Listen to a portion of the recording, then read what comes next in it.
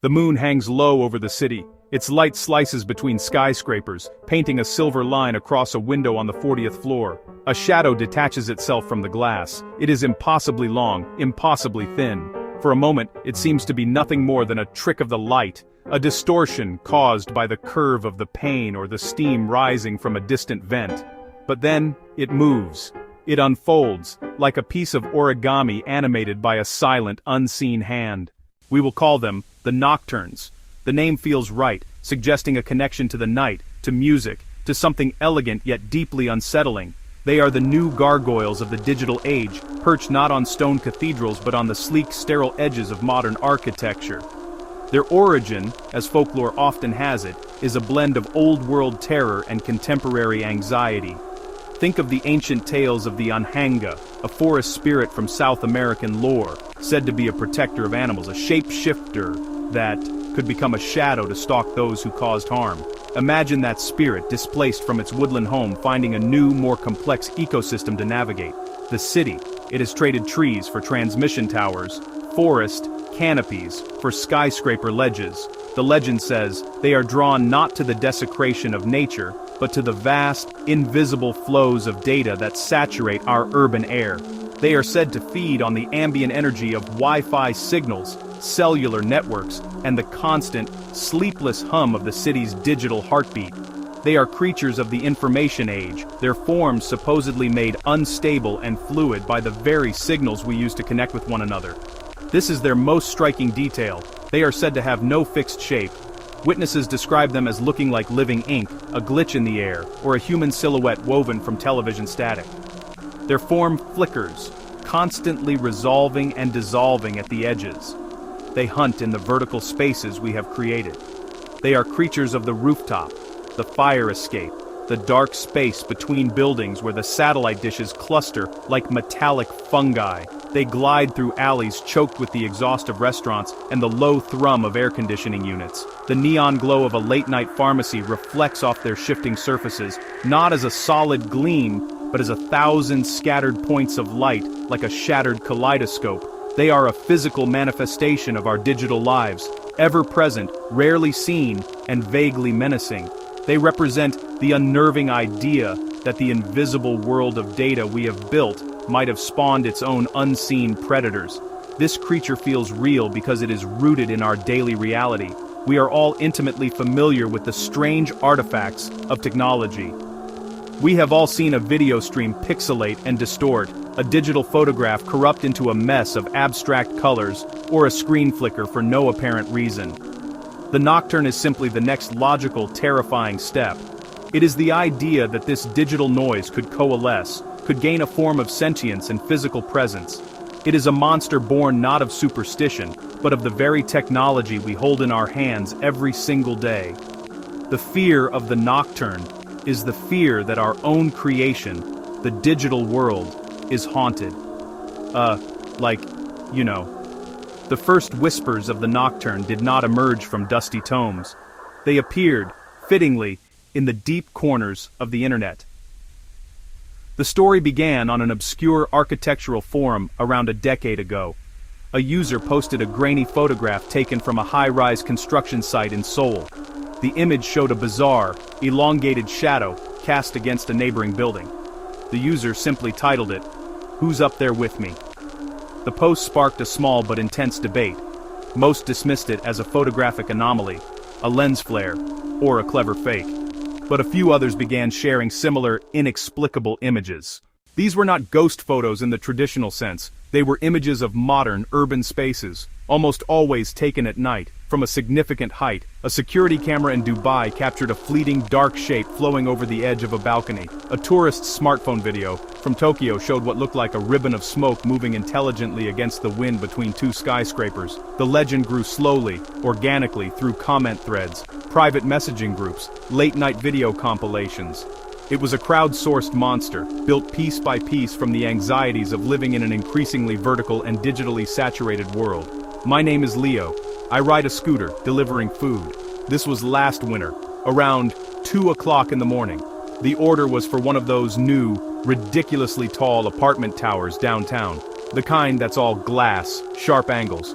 I got to the 57th floor, drop the food, waiting for the elevator. The lobby on this floor is just a huge pane of glass looking out over the city. The view is incredible.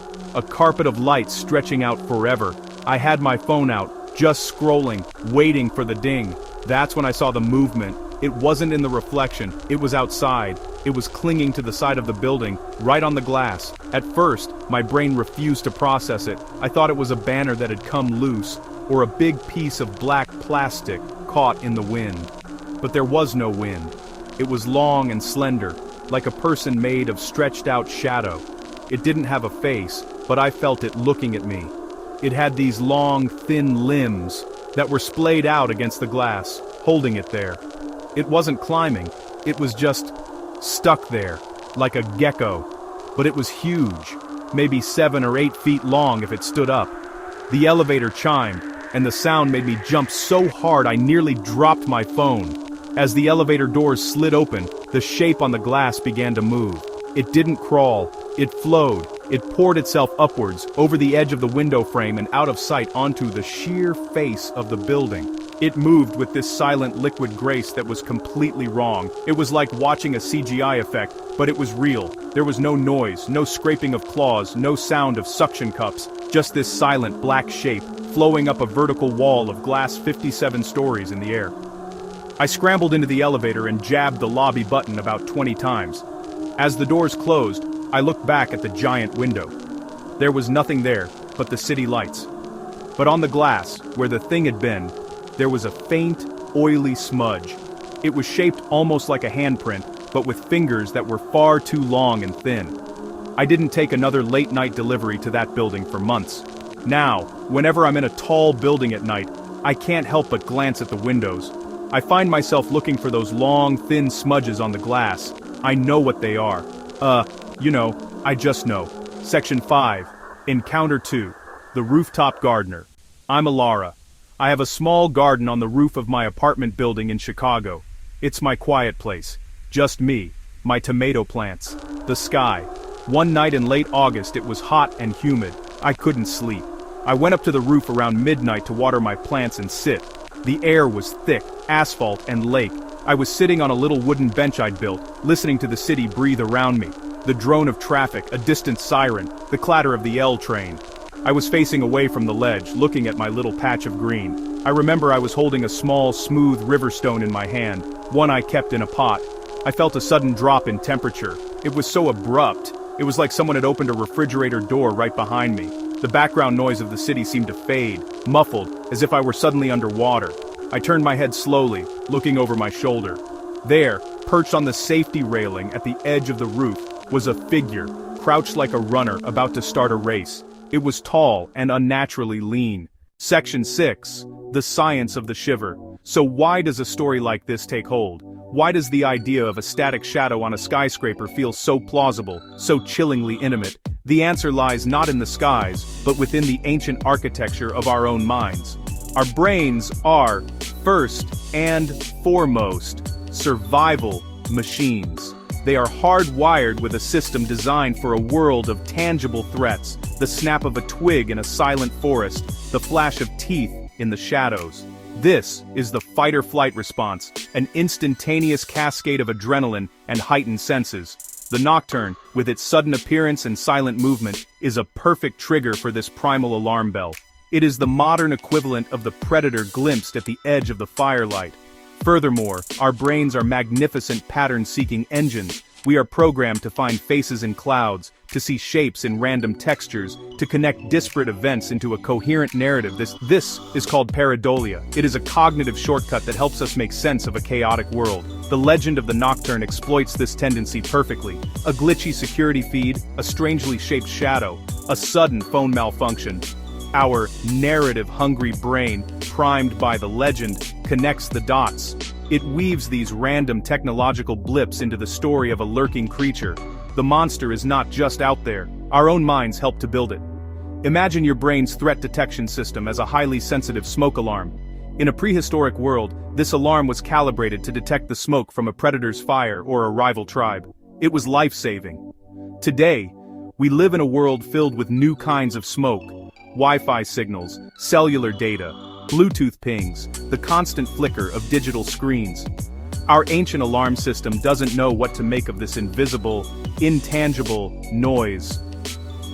The nocturne legend gives this overwhelming digital smog a form. It gives the smoke alarm a fire to point to. This is why the fear feels so real. It is not just a spooky story. It is a story that interfaces directly with our cognitive biases and our evolutionary wiring. The nocturne is a monster perfectly calibrated for the 21st century human brain. It is a ghost our own machine is predisposed to see. Section 7. 3 Rules for Urban Nights. If one were to take these stories seriously, if one were to entertain the chilling possibility of such a creature, what would one do? Fear is a poor counselor. Panic is a useless response. A calm, practical approach is always the superior strategy. Based on the creature's reported behavior, 3 simple rules of thumb emerge. Steady light, consistent sound, solid barriers. First, control your light. The encounter suggests that nocturnes are creatures of shadow and ambiguity. They are seen in the flickering glow of a screen, in the half-light of a distant street lamp, against the backdrop of 1,000 scattered city lights.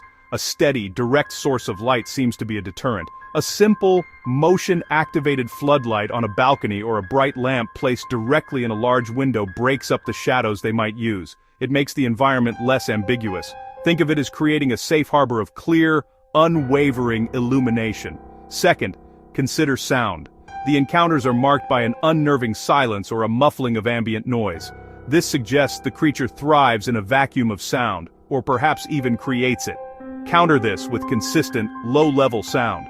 This is not about blasting loud music to scare things away. It is about creating a stable sonic environment.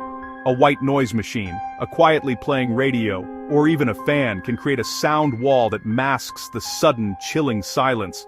It disrupts the unsettling quiet and keeps your own auditory senses from being hypervigilant. Third, and finally, the principle of the solid barrier. The nocturne is a creature of glass, edges, and open air. It is seen on windows, on ledges, on railings. It seems to interact with the transparent and liminal spaces of our architecture. A solid barrier is a powerful psychological tool. At night, draw your curtains. Close your blinds. These are simple acts, but they do more than block the view. They transform a transparent, vulnerable portal into an opaque, solid wall. They send a simple physical message. Disporiu au dubaindam. Discordiu aues. Space is occupied. It is secure. It is closed. It is a way of saying, without words, that whatever is out there, stays out there. Section 8. Look up. The city at night is a place of profound duality. It is a beacon of human achievement, a testament to our ability to conquer the darkness with brilliance and connectivity. From a distance, it is a single glittering organism, beautiful and alive. But, up close, in the quiet moments, it is also a landscape of deep shadows, of high, lonely places, and of an unsettling, invisible hum. It is a new kind of wilderness, with its own unique ecology, its own secrets. And every wilderness throughout human history has had its monsters. The stories we tell about the dark are a reflection of the anxieties we feel in the light. The nocturne may be nothing more than a story, a collection of pixels and paranoia. A modern superstition born from our dependence on a technology we do not fully comprehend. It may be the product of tired eyes, overactive imaginations, and the simple, persistent human need to give a face to our fears. Perhaps the oily smudge on the glass is just pollution.